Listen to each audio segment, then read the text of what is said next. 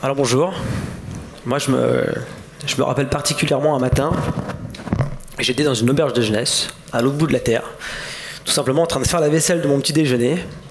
Je crois que je devais chantonner ou siffloter un air, parce qu'un vieux monsieur s'approcha. Bon, il avait aussi de la vaisselle à faire, et il m'a regardé et il m'a dit, sur le ton de l'interrogation, heureux?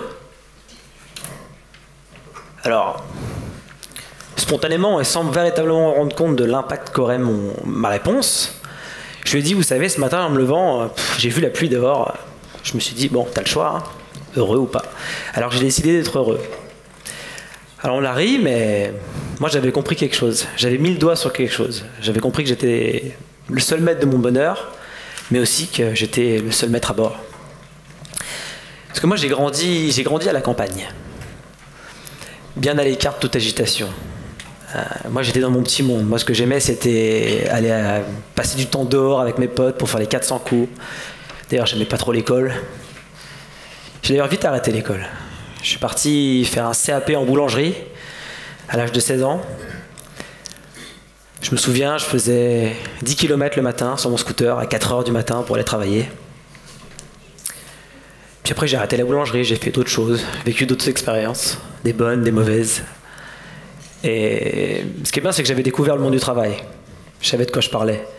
Et aussi, j'avais découvert autre chose, l'utilité d'étudier. Alors j'ai pris mon courage à deux mains et j'ai repris mes études.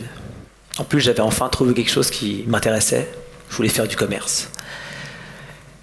J'ai été passer un bac et puis, première victoire pour moi, j'ai été à l'université. Chose que j'aurais jamais cru possible pour moi.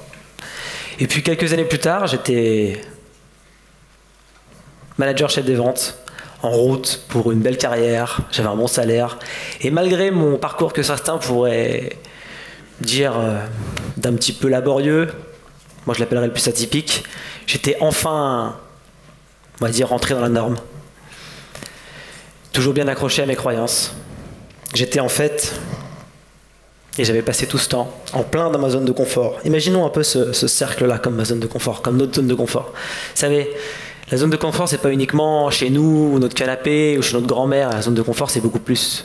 Pour moi, j'ai découvert que c'était ce que je pensais, mes croyances, mes habitudes, mon comportement, mes facultés, mais aussi bien plus.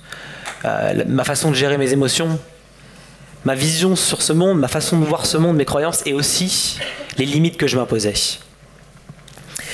Alors, j'étais bien dans la norme, bien dans ma zone de confort, et évidemment, j'en ai eu marre. J'avais passé un cap.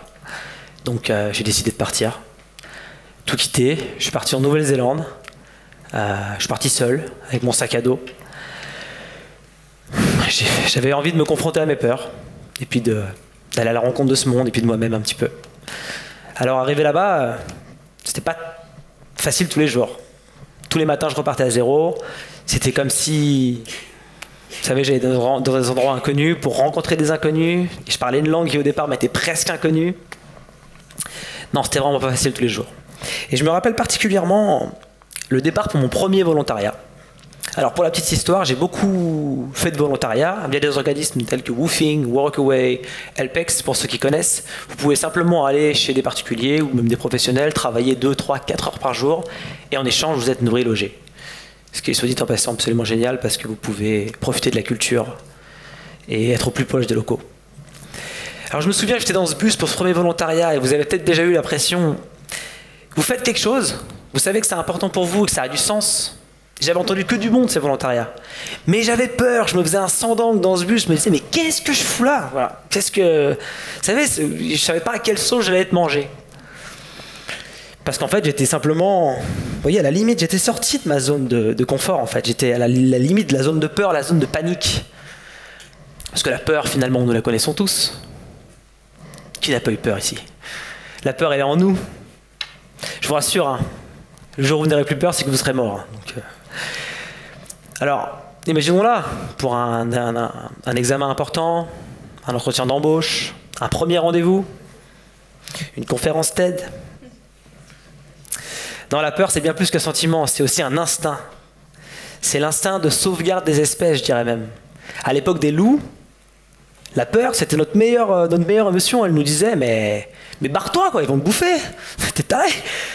Mais aujourd'hui, il n'y a plus de loups. Mais la peur, elle est toujours là. Et elle nous joue des tours. Plus personne ne vous mangera. Tenez, j'ai un exemple. Les araignées. Qui a peur des araignées? Ça va, vous êtes courageux quand même. Enfin.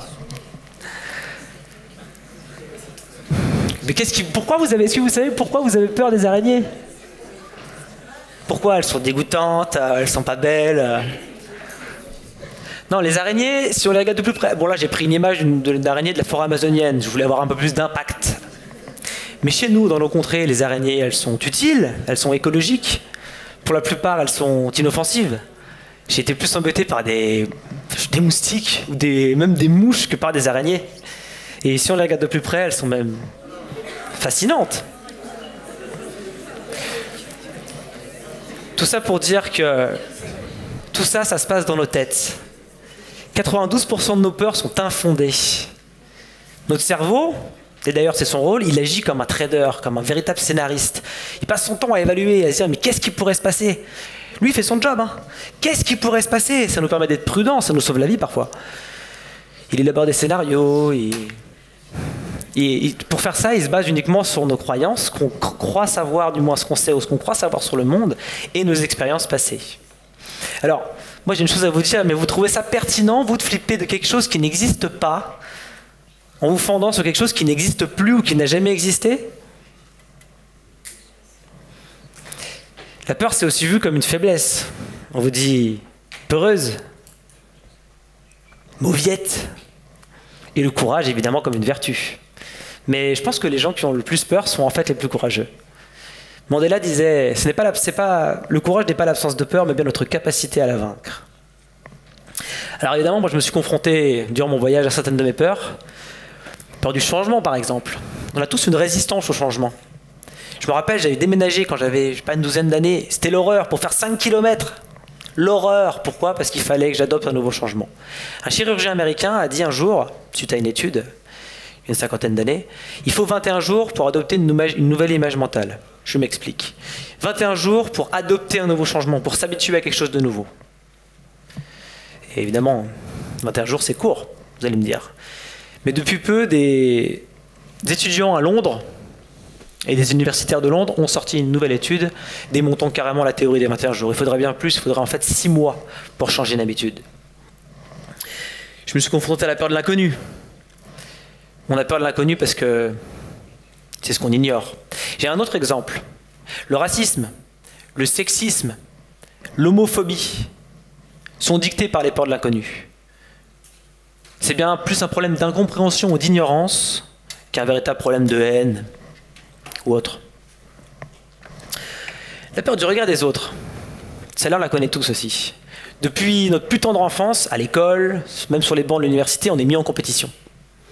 Il faut être meilleur, qui est meilleur que moi, qui est moins bon.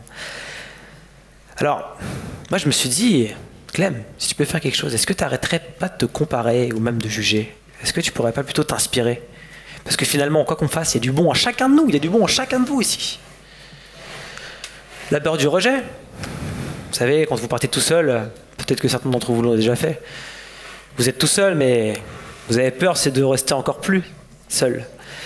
La peur du rejet, c'est en nous, prenons exemple des SDF qu'on essaye de reprendre un petit peu dans la société. Une bonne douche, une bonne coupe, pour certains une cure de désintoxication et un travail, et puis ça repart, mais non. C'est très compliqué pour eux, pourquoi? Parce qu'ils ont été rejetés, et ils sont eux-mêmes positionnés en dehors de la société. Et pour terminer, ma préférée, la peur de l'échec. Celle-là dans nos sociétés, même ici, vous l'avez, la peur de l'échec. Moi, je suis à la base un peu un perfectionniste. Le problème qu'il y a, c'est que je préfère ne pas faire que de faire mal ou de me rater. Et quand on pense comme ça, au final, on ne fait plus rien. L'échec est bien trop mal vu dans nos sociétés. Sénèque disait, ce n'est pas parce que les choses sont difficiles que nous n'osons pas, mais parce que nous n'osons pas qu'elles sont difficiles. Alors maintenant qu'on en connaît un petit peu plus sur la peur. D'ailleurs, il y en a peut-être certains de vous qui étudient le management, le marketing, la communication. La peur est une des émotions principales de l'espèce humaine. On l'utilise d'ailleurs comme levier comportemental. Par exemple, dans les médias, en marketing, comme je disais, en communication, on vous fait peur pour vous vendre des trucs. La peur de grossir, la peur de vieillir, la peur de ne pas être à la mode, la peur d'être célibataire. Alors je me suis posé la question, je me suis dit, Clem, est-ce que tu pourrais pas retourner un petit peu la situation et utiliser tes peurs comme source de motivation? Est-ce que vous vous êtes déjà posé la question, que ferais-je en l'absence de peur? Tu fais de se demander, la peur elle est partout. Un peu plus fun. À quoi ressemblerait ma vie, nos vies, si nous actions comme étant ivres constamment? Vous savez, alors, je tiens quand même à préciser, ceci n'est pas une invitation à picoler. C'est juste pour l'exemple. Une fois un, deux verres, on est d'accord, les barrières tombent, on est beaucoup plus cool. On n'a plus peur. On parle à n'importe qui, on peut parler à des inconnus. Le but, c'est de se mettre dans cette situation. Parce que finalement, c'est quoi? Une fois qu'on a identifié ses peurs, ça nous permet déjà de mieux les comprendre. Pourquoi j'ai peur des araignées, par exemple? Une fois qu'on a identifié nos peurs, on peut trouver des sources de motivation pour surpasser nos peurs. Évidemment, il nous faut croire en nous. Vous êtes les seuls maîtres à beurre, n'oubliez pas. Et puis, celle-là, vous la connaissez aussi, le premier pas. Il faut se lancer. Je vous garantis, un saut à l'élastique, par exemple. Premier pas, après, ça va tout seul. Alors, pour ma part, 1 an en Nouvelle-Zélande, j'ai pu, alors je vous passe les événements, le voyage, les rencontres extraordinaires, vous ferez vos propres expériences. Non, là-bas, j'étais en fait sorti de ma zone de confort, et j'avais passé cette zone de peur, et j'étais dans ma zone d'apprentissage.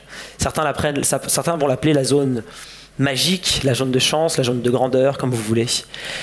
C'est dans cette zone où, personnellement, j'ai pu expérimenter beaucoup de choses, des nouvelles choses, comme découvrir notre pays, comme, je sais pas, manger des sauterelles grillées, skier, faire du snowboard sur un volcan presque en éruption, des choses comme ça. J'ai pu apprendre aussi une nouvelle langue, de nouvelles disciplines, un instrument de musique, appris de nouveaux travaux aussi. Et j'ai aussi vécu évidemment des échecs, des désillusions. C'est la zone d'expérimentation. C'est la zone où les artistes, les entrepreneurs, les scientifiques, les sportifs de haut niveau évoluent. Tous ces gens qui nous inspirent. Encore mieux, c'est la zone des enfants. Les enfants, ils avancent sans peur, ils essayent, ils tombent, ils recommencent, ils se relèvent, ils tombent, ils recommencent, ils tombent, jusqu'à y arriver. Alors, pour parler de la zone d'apprentissage, j'aimerais aussi parler de la chance, parce que pour moi, la chance, c'est quelque chose qui se provoque. Vous vous souvenez, cette fameuse après-midi où j'étais dans le bus, et j'étais vraiment pas bien, je me faisais un sang d'encre. À savoir que j'étais pas au bout de mes peines. Une fois arrivé, il a encore fallu que je marche quelques kilomètres sous la chaleur. Et une fois arrivé au point de rendez-vous, le moment crucial, le moment de rencontre avec mes hôtes finalement, avec les inconnus que j'allais rencontrer. Alors j'arrive au bord de la baie, parce qu'on était au bord de l'océan. Et j'ai d'ailleurs eu peur. J'ai d'abord cru à un tsunami. Oui, c'est une île, il y a des tsunamis, il y a des panneaux partout. Pourquoi? Parce qu'il y avait plein de voitures le long de la route, avec une agitation des gens en dehors des voitures. Je me suis dit, qu'est-ce qui se passe ici? Et puis j'ai compris. Et je les ai vus. Les orques, dans la baie, à 100, 150 mètres en face de moi. Une maman orque avec 3 petits en chasse, dans la baie. Alors, coup de chance, coïncidence, ce qui est sûr, c'est que la famille chez qui j'étais, qui d'ailleurs s'est avérée être absolument adorable, et chez qui je suis resté non pas 2 semaines, mais bien plus, n'avait en 40 ans de vie, au bord de la côte, jamais vu d'orque. Alors, évidemment, je ne me suis pas arrêté là. J'ai continué à expérimenter, à sortir de ma zone de confort, à me challenger. Je l'ai fait en France, mais aussi je suis reparti quand on a goûté au voyage. Et j'ai pu monter à plus de 6000 mètres d'altitude, le Huayana Potosí, en Bolivie. J'ai aussi fait du volontariat à Bogota, à Medellín, dans les orphelinats. J'ai pu me surpasser, essayer de nouveaux métiers en travaillant comme travailleur saisonnier. Sortir de ma zone de confort, mais aussi penser en dehors de la boîte, comme on dit. Alors, je tiens à dire quand même qu'il n'est pas nécessaire de voyager pour sortir de sa zone de confort. Vous pouvez le faire ici et maintenant. Il suffit de trouver quelque chose qui vous fait peur. Je sais pas, parler à un inconnu, inscrivez-vous à la prochaine session TED. Parce que sortir de sa zone de confort, c'est simplement s'habituer à faire des choses inhabituelles. Et que comme ça qu'il nous arrive des trucs. Alors n'attendons pas d'agir pour avoir confiance en nous. Parce que c'est agir qui nous donne confiance en nous. Alors, moi je vous souhaite d'avoir peur, mais que vos peurs soient motivantes. Si vous avez des échecs, qu'ils soient pour vous revigorants, mais par contre, que vous n'ayez pas l'ombre d'un regret. Et si vous ne deveniez retenir qu'une chose, la peur est une servante qui aspire à devenir maîtresse. Merci.